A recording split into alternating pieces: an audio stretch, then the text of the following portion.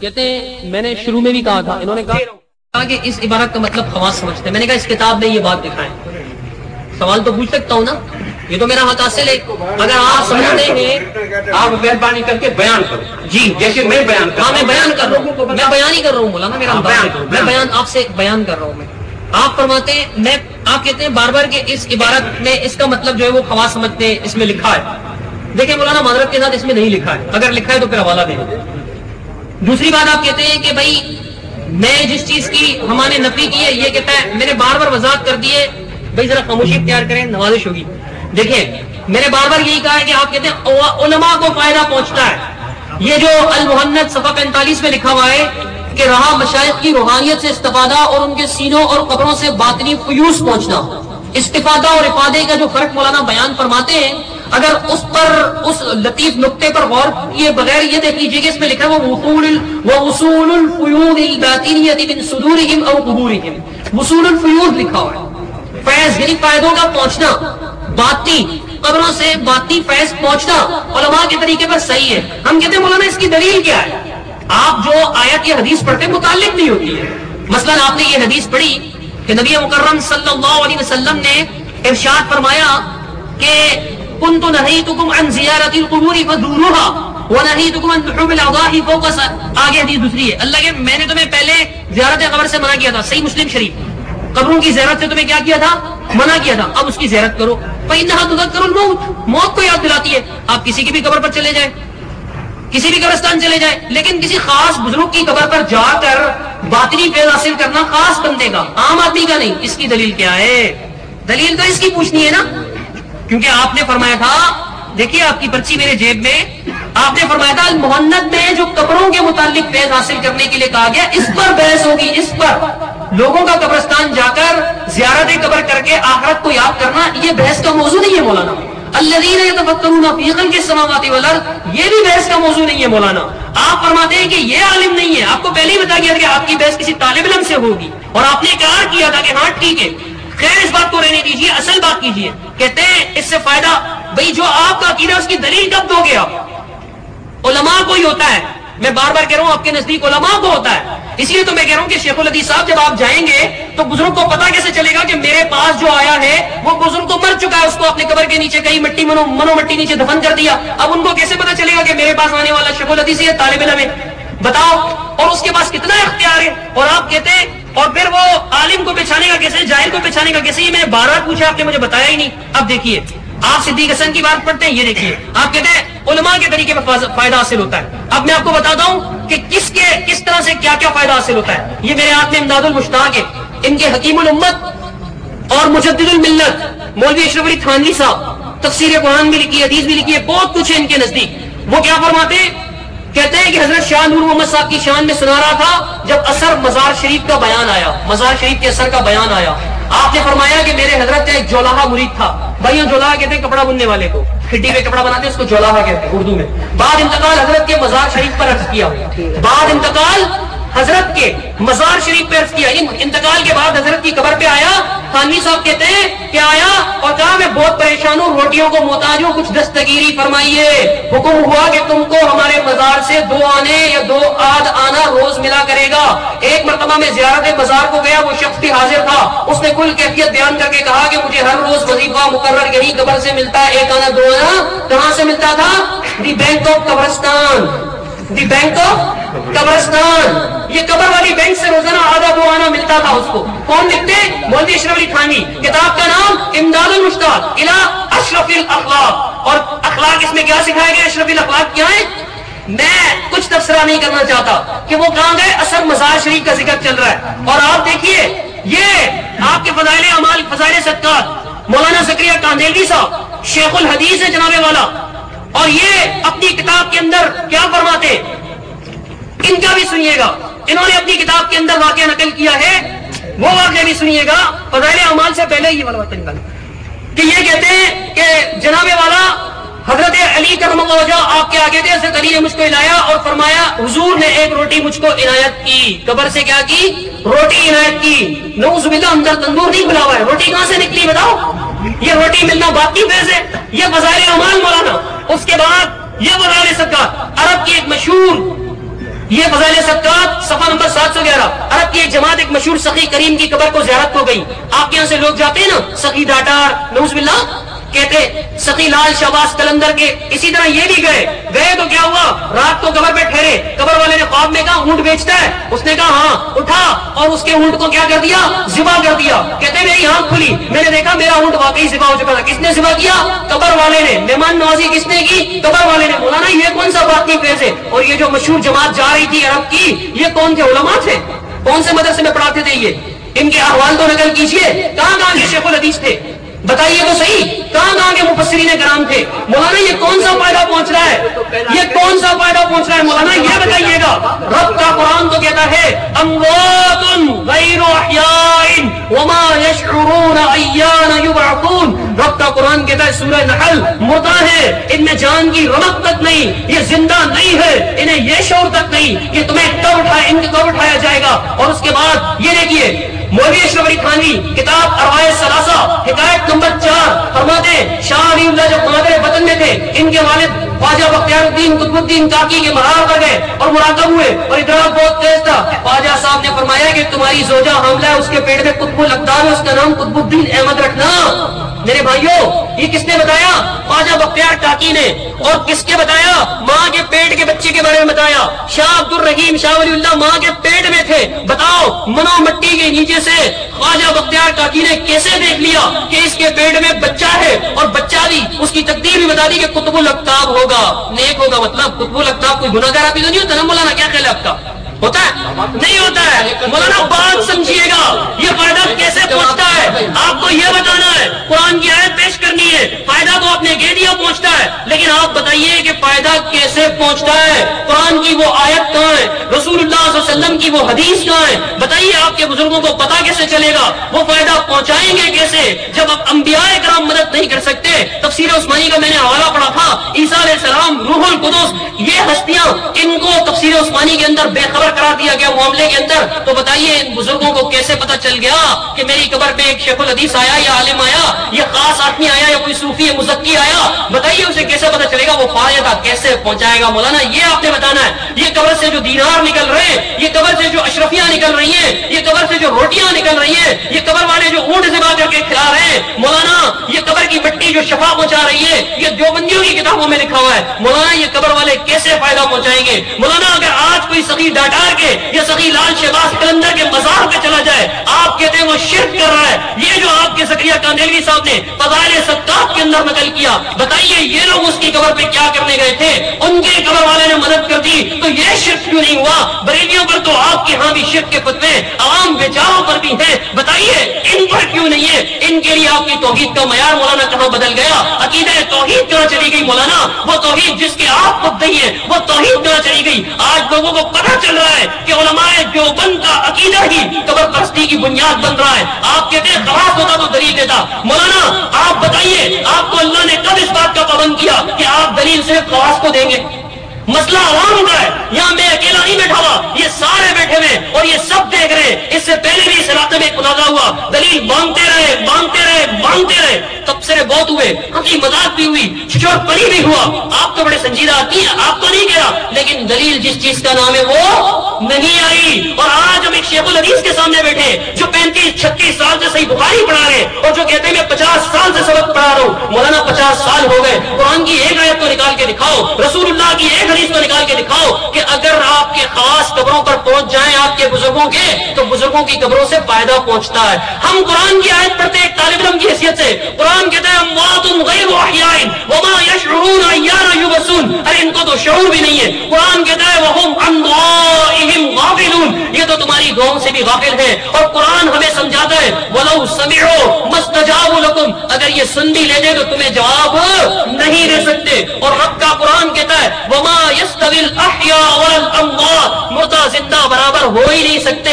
جب مولانا مردہ زندہ برابر نہیں ہو سکتے, یہ رب نے اپنا قانون بیان کر دیا, تو معذرت کے ساتھ میں یہ سوال تو پوچھ سکتا ہوں نا, بتاؤ آپ کی کتاب میں جو لکھا ہوا ہے اس کی دلیل کیا ہے مولانا, اس کی دلیل کیا ہے مولانا, اس کی دلیل کیا ہے کہ خواص کو قبروں سے فائدہ پہنچتا ہے. آپ کہتے ہیں رونا رونا آ رہا ہے تو آپ رو رہے. چلیے یوں ہی سمجھ لیجئے ایک آدمی روتا روتا آپ سے فریاد کر رہا ہے, اس کے رونے کو ہی قبول کر لیجئے, لیکن دلیل تو دیجئے مولانا, دلیل تو دیجئے. سب سے پہلی یہ بات ہے کہ کئی چیزوں سے اللہ کے فضل سے بدلتے گئے, آپ نے سب نے دیکھ لیا.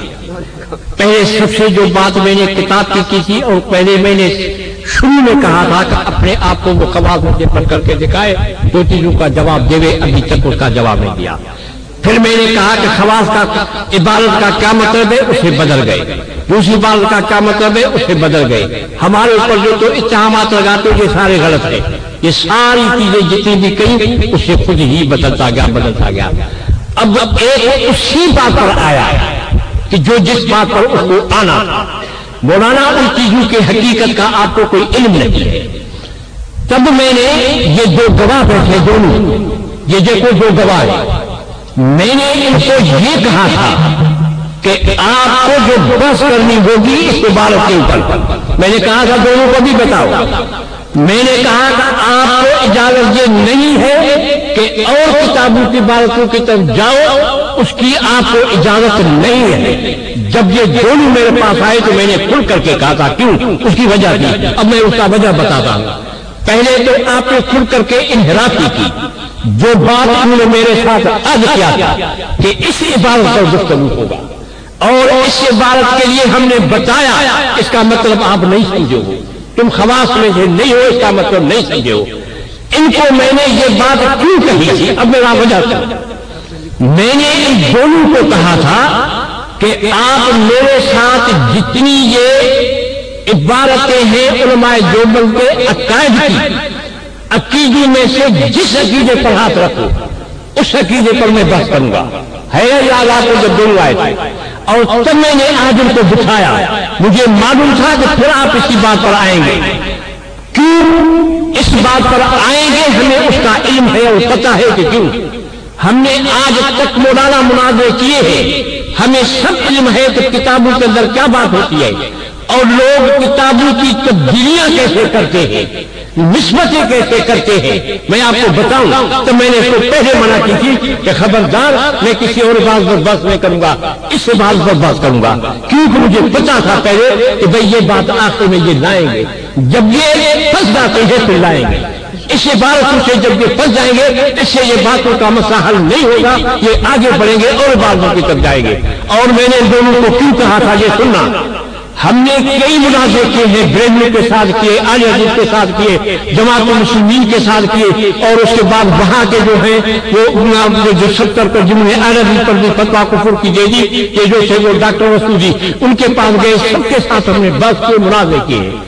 اور ان کے سامنے ہم نے جو باتیں پیش کی ہیں وہ یہی باتیں پیش کی ہیں کہ بھائی یہ عبارتیں لوگ بدلا دیتے ہیں, لوگوں کو, علماء کو, عوام کو مخالفت کرنے کے لیے انہوں نے کتابوں کے اندر اپنی طرف سے باتوں کو بڑھا دیا ہے. ہمارے سامنے بریلوی نے ایک دفعہ تفسیر ابن عباس کو لایا, اس کا ترجمہ لایا. دیکھو تفسیر ابن عباس نے یہ کہا ہے, میں نے ان کے سامنے عربی کا تفسیر لایا. میں نے کہا عربی کے تفسیر کے اندر یہ چیز نہیں ہے جو تم نے ابن عباس کی طرف کرتی ہے. پھر انہوں نے میرے سامنے عقیدہ لایا, کس کا, شیخ عبد القادر جیلانی کا عقیدہ لایا. دیکھو اس کے اندر یہ عقیدہ ہے. میں نے کہا کہ تم اصل جو عربی کا ہے, میں نے کھڈے مدرسے سے اصل عربی کا لایا. میں نے کہا اصل عربی کے اندر یہ چیزیں نہیں ہیں. یہ بعد والے لوگ علماء کو بدنام کرنے کے لیے اور قسم کی عبارتیں جو ہے وہ جڑ دیتے ہیں. ابتدا میں مولانا سے طریقہ کیا اختیار کیا کہ وہ طریقہ کہ دیکھو علماء دیوبند جو ہے وہ اس چیز کے قائل نہیں ہے, علماء دیوبند ان کو کافر کہتے ہیں. ہم نے کہا صحیح, یہ بات تم نے کہی وہ ہم نے کہا صحیح. اب اس کے مقابلے میں دوسری چیز کو لایا تاکہ بریلوی لوگ ہمارے اوپر اعتراض کرنے کے لیے اس قسم کی بات سے پیش کرتے ہیں. اور ہم نے یہ دعووں سے ثابت کیا ہے کہ کسی زمانے کے اندر بریلوی اعتراض کرتے تھے کہ دیکھو تمہارے فلان کتاب پر اعتراض ہے, فلان کتاب پر اعتراض ہے. میں نے اصلی کتابیں لا کر کے ان کے سامنے دکھائی تو میں نے تب ان کو کہا تھا کہ جس چیز کے اوپر مناظرہ ہوگا وہ یہ چیز ہوگی، آپ کو اور عبارت پیش کرنے کا حق نہیں ہوتا۔ اگر یہ پہلے مجھے کہہ دیتے تو میں آپ کے سامنے اصلی چیزیں لاتا کہ اصلی عبارتیں کیا ہے اور بعد میں لوگوں نے تبدیلیاں کیا کی ہے۔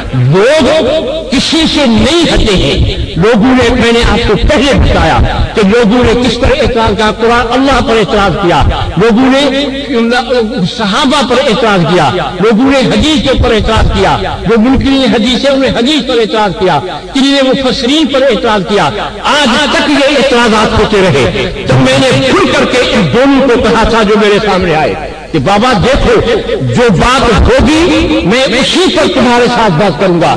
اگر ابھی بھی آتے ہی میں نے تو یہ کہنا شروع کر دیا کہ بابا یہ شرط ہوگی کہ اور عبارت آپ پیش نہیں کریں گے، اس وجہ سے نہیں کریں گے، اس کی بنیاد یہ ہوگی کہ جس وقت میں جب ہمارا ان عبارتوں پر بحث ہے ہی نہیں، ہمارا گفتگو جو ہے خاص ایک عبارت کے اوپر ہے، تب ہم نے بھی ان سے بھی لکھ کر کے دیا تھا، ان سے بھی لکھوایا تھا کہ بھئی ایک عبارت برباد ہوگی، اگر اور عبارت بڑھے تو تم آگے رکھو، یہ نہیں کہ مجھ سے ہٹتے ہیں، روزانہ تم رکھو، ہم آپ کے سامنے حقیقی کتابیں پیش کریں گے کہ اصل عبارتیں کیا ہے، لوگوں نے بعد میں تبدیلیاں کیا ہے۔ اس وجہ سے کہ بریلوی میں 70 ٹکر جو ہے علماء دیوبند کے ساتھ ہے، شیعہ لڑتے ہیں علماء دیوبند کے ساتھ، بریلوی لڑتے ہیں علماء دیوبند کے ساتھ، جو بھی لڑتے ہیں علماء دیوبند کے ساتھ۔ اصول علماء دیوبند کا یہی ہے کہ وہ بات سیدھی کرتے ہیں، سیدھی یہی ہے کہ افادہ اور کہ میں بار بار کہا اور وہی اعتراض مولانا لوٹا لوٹا کر کے میرے اوپر کرتا ہے کہ بابا استفادے کا مطلب اور ہے،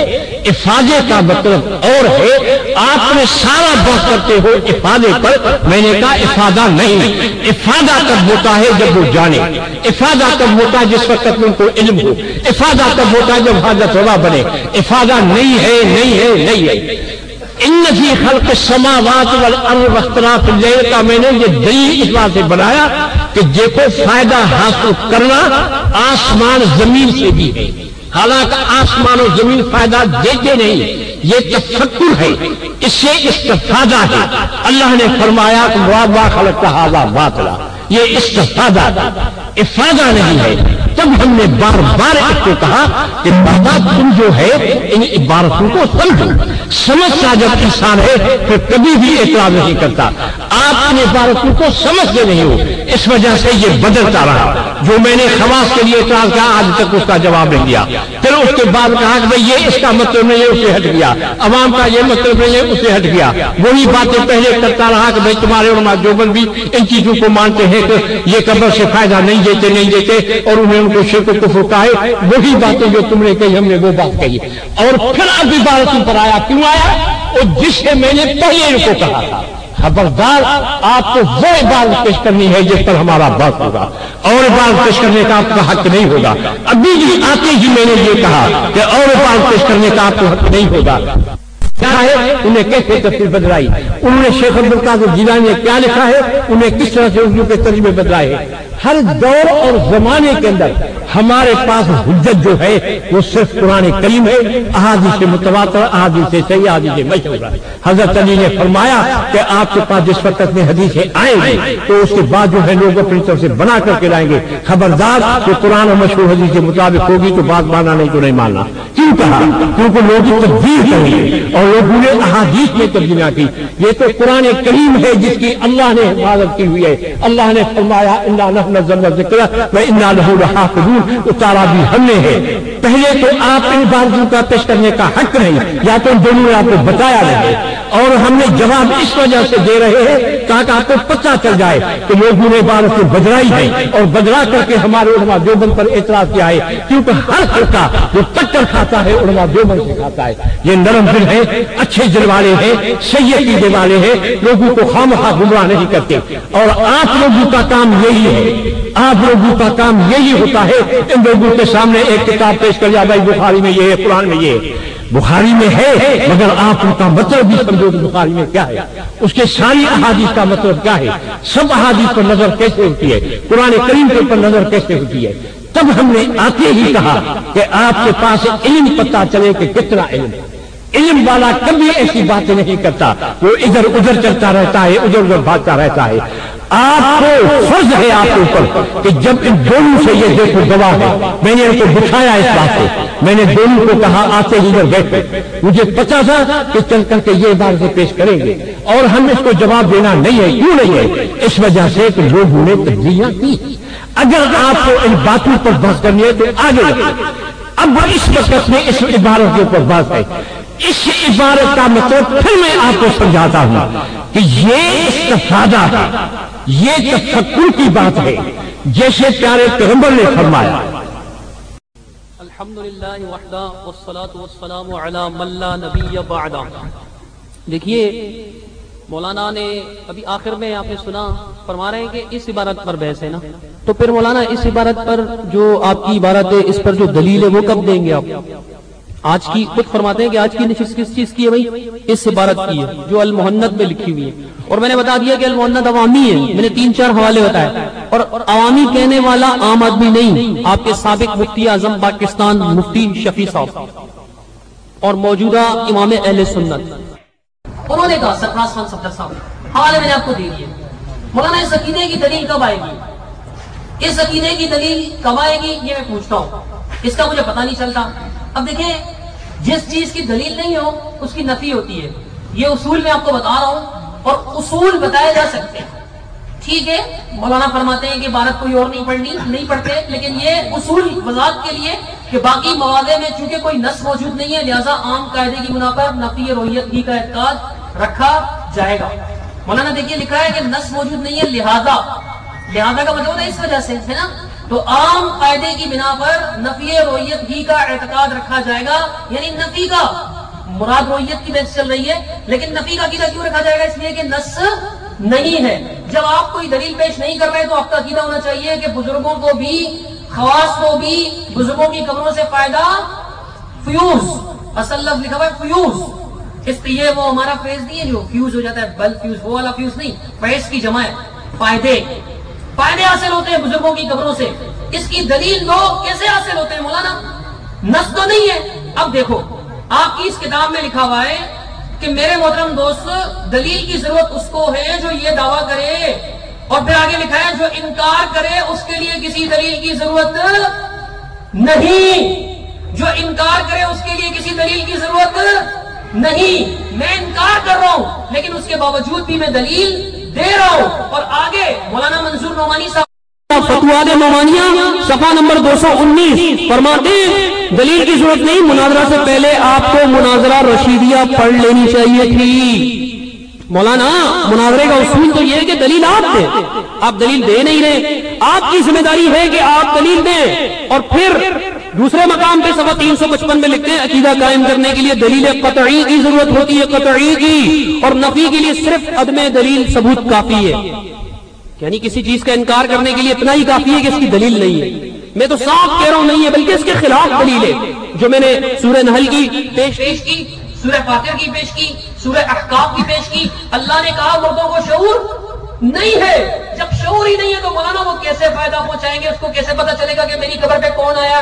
مولانا کہتے ہیں ادھر سے ہٹ گیا ادھر سے ہٹ گیا، ایک ایک لمحہ گفتگو کا ریکارڈ ہو رہا ہے۔ میں نے شروع میں کہا کہ ان کے ہاں عوام کا نہیں خواص کا طریقہ ہے، سبقت لسانی سے اگر ایک آدھ بار کوئی نکل گیا ہو زبان کی پھسلن جس کو کہے عام الفاظ میں، تو وہ مولانا صاحب خود فرماتے ہیں کہ وہ قابل گرفت نہیں ہے، ورنہ وضاحت میں نے پہلے ہی کر دی کہ ان کے ہاں یہ عوام کے لیے نہیں ہے، علماء کے لیے ہے۔ لیکن مسئلہ یہ ہے کہ علماء کے لیے، لیکن دلیل کیا ہے مولانا؟ اس کی دلیل کیا ہے؟ دلیل کیا ہے اس کی؟ تو کہتے ہیں جناب والا صرف عدم دلیل ثبوت کافی ہے جو انکار کرے۔ اس لیے قرآن عزیز میں جا بجا مشرکین کے خیالات باطلہ اور عقائد فاسدہ کی تردید میں فرمایا گیا کہ ان کے ذاتی خیالات اور شیطانی وساوس سے خدا کی طرف سے ان پر کوئی دلیل اور برہان نہیں۔ میں شیطانی وساوس تو نہیں کہتا، لیکن میں اتنا ضرور کہتا ہوں کہ یہ آپ کے ذاتی خیالات علماء دیوبند کے، قرآن میں اس کی کوئی دلیل نہیں ہے، اگر ہوتی تو آپ نے پڑھ لی ہوتی، آپ نے نہیں پڑھی، آپ جیسے مفتی صاحب نے نہیں پڑھی، شیخ الحدیث صاحب نے نہیں پڑھی، اب کون آ کر اس کی دلیل پڑھ سکتا ہے بتاؤ؟ اور پھر میں چیلنج کرتا ہوں، چھوٹی زبان رکھتا ہوں، طالب علم آدمی ہوں، لیکن چیلنج کرتا ہوں کراچی سے لے کر دیوبند تک کوئی دلیل آپ کو پیش نہیں کر سکے گا کہ بزرگوں کی قبروں سے علماء کو فائدہ پہنچتا ہے۔ مفتی صاحب کے الفاظ میں، آسان الفاظ میں کہہ رہا ہوں۔ مولانا کتابوں کی تبدیلی کی بات فرماتے ہیں۔ میں نے بہت ساری کتابیں پڑھی، جس میں سے ایک کتاب فضائل اعمال تھی اور فضائل صدقات تھی۔ میرے کتنے تبلیغی دوستوں کے گھر میں یہ کتاب رکھی ہوئی، اگر میں نے تبدیلی کی ہے آپ اپنے گھر سے لے آئیں فضائل صدقہ. جو واقعہ میں نے پڑھ کے سنایا وہ نہ پڑھ کے سناؤں. مفتی صاحب کو اجازت دوں گا, میرے والد کی جگہ پر ہے, اسی محفل کے اندر یہیں کھڑا کر کے 10 جوتیاں میرے سر پر مارے. اگر نہ دکھا سکا تبدیلی کی بات نہ کریں مولانا. میں نے عقائد علماء دیوبند پیش کی, آپ کے پاس وہ کتاب ہے, اگر میں نے تبدیلی کی ہے بتاؤ کہاں تبدیلی کی ہے بتاؤ.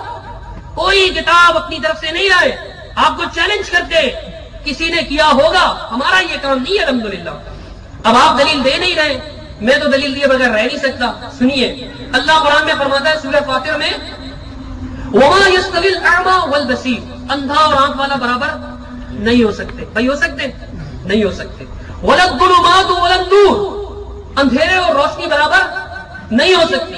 ولا الظل ولا الحرور, سایہ اور دھوپ برابر نہیں ہو سکتے. دھوپ میں تپش محسوس ہوتی ہے, سائے میں آرام سکون ملتا ہے.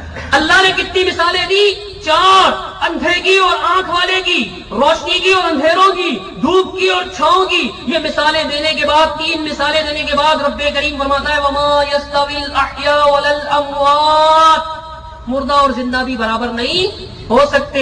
ایک زندہ تو کسی کو فائدہ پہنچا سکتا ہے جب آپ کے قریب بیٹھا ہو, آپ کے ساتھ بیٹھا ہو, یا آپ کا کوئی کانٹیکٹ ہو, کوئی رابطہ ہو.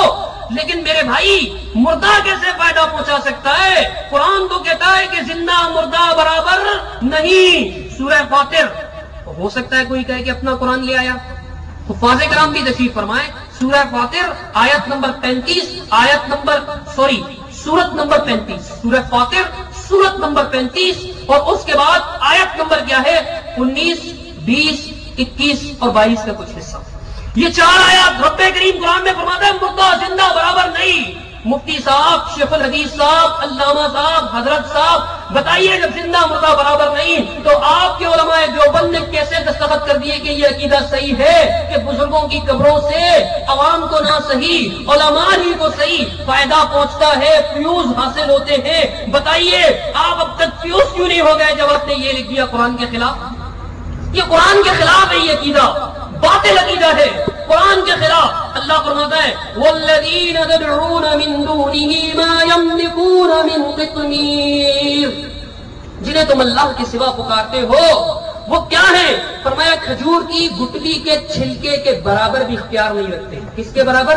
کھجور کی گٹلی بڑی ہے, گٹلی نہیں, گٹلی کے اوپر چھوٹی سی چھال ہوتی ہے سفید سی, دیکھیے نا آپ نے, کبھی غور کیجیے گا. اللہ فرماتا ہے اس چھال کے برابر بھی اختیار نہیں. ان تدعوہم لا يسمعوا دعاءکم, اگر ان کو پکارو تو تمہاری دعائیں بھی نہیں سن سکتے. وَلَوْ سَمِعُوا, سن بھی لیں تو مَسْتَجَابُوا لَكُمْ, اور تمہاری بات کا جواب نہیں دیں گے. وَيَوْمَ الْقِيَامَةِ يَكْفُرُونَ بِشِرْكِكُمْ, تمہارے شرک کا قیامت کے دن انکار کر دیں گے. میرے بھائیوں, جو کھجور کی گٹلی کے برابر بھی اختیار نہیں رکھ سکتا, چھلکے کے برابر بھی اختیار نہیں رکھتا, وہ تمہیں فائدہ کہاں سے پہنچائے گا؟ باطنی فائدہ کہاں سے پہنچائے گا؟ مولانا بتائیے تو صحیح, وہ فائدہ کہاں سے پہنچائے گا؟ قرآن آپ کے سامنے, بخاری شریف بھی لائے آپ, صحیح مسلم شریف بھی نظر آ رہی ہے, کچھ اور کتابیں بھی آپ کے ساتھ ہیں, اور 50 سال کا تجربہ بھی ہے. مولانا وہ آیت کو پیش کیجئے جس سے علماء دیوبند کا یہ عقیدہ ثابت ہوتا ہو کہ بزرگوں کی قبروں سے علماء حضرات کو, خواص حضرات کو فائدہ پہنچتا ہے. مولانا اس محفل کو مایوس نہ کیجئے, کوئی تو دلیل دے کر جائیے خواص کی. پھر میں نے کتنے سوال پوچھے تھے کہ بتاؤ اس بزرگ کو کیسے پتا چلے گا کہ میری قبر پہ آنے والا خاص ہے عام ہے؟ علم غیب کی ضرورت پڑی ہے اس کے لیے؟ نہیں. اور میں نے آپ کی کتاب سے دکھایا تھا کہ علم غیب تو آپ نبی کے لیے بھی شرک مانتے ہیں, تو اس بزرگ کے پاس کیسے علم غیب آ گیا؟ میں نے کہا اختیار لازم آئے گا یا نہیں, کہ بھائی اس کے پاس اختیار ہے, عوام آئے گا عوام کو فائدہ نہیں دے گا, علماء آئیں گے علماء کو فائدہ دے گا. اختیار لازم آیا یا نہیں؟ بتاؤ اس کے پاس اختیار کہاں سے آیا؟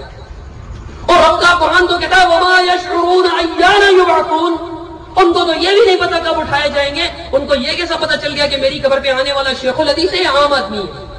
مولانا یہ سوال ہے اصل میں, آپ اس کو سمجھیے. آپ یہ نہ کہیے کہ کبھی ادھر چلا گیا کبھی ادھر چلا گیا, ادھر ادھر کون جا رہا ہے.